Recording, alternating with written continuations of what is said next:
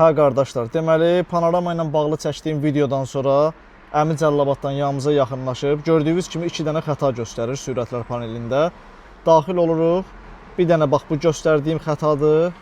Bir dənə də bu göstərdiyim xətadır. Bu 2 dənə xətaya panorama sürənlər mütləq şəkildə diqqət etməlidir. Çünki bax bu işarə SBS sisteminin, yəni tormuz sisteminin problemidir. Əgər bu işarə sizin avtomobildə varsa, mütləq şəkildə vaxtında diaqnostikaya saldırıb səbəbini araşdırın və problemi aradan qaldırın. Əgər bu işarə gəlirsə, narahat olmağa ehtiyac yoxdur. Nakladka sistemi ilə bağlıdır. Əgər nakladkalarınız qaydasındadsa, datçiki dəyişəcəksiniz, problem aradan qalxacaq. Biz indi bu problemlərlə bağlı işləyəcəyik, səbəbini araşdıracağıq ki, görək səbəb nədir. Hər dəfə qeyd edirəm videoda, hər avtomobildə bu problemin səbəbi fərqli şeylərdən ola bilər.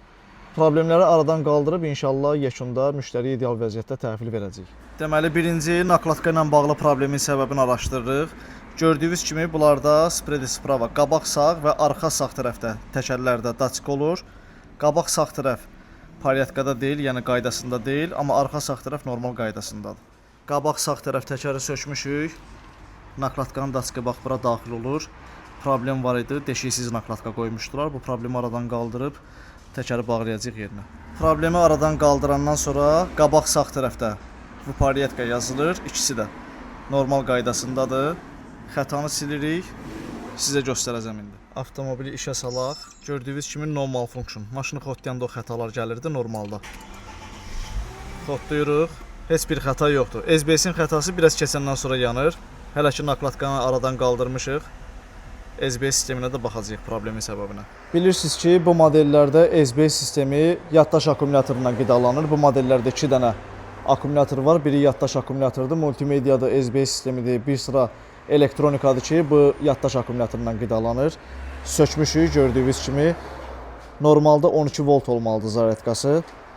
Amma baxın, 7,74. 8 volta yaxın zaryadka göstərir.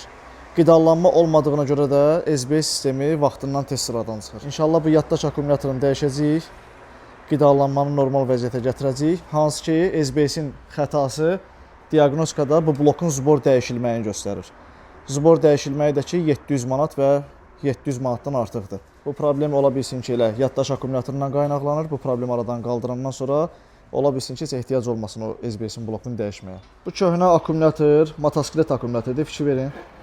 Bu da təzə akkumulyator. Bax gördüyünüz kimi 1296, 13 volta yaxın zaryadka verir. Amma bu verirdi 7 volt, 8 volta yaxın. Bir dənə üstünə qoyaq, qidalanmanı bərpa edək, görə nə göstərir. Bu modellərdə akkumulyator sistemi çox şaxəlidir. Akkumulyator sisteminin bir bloku buradadır. Xodlamaq üçün yekə akkumulyator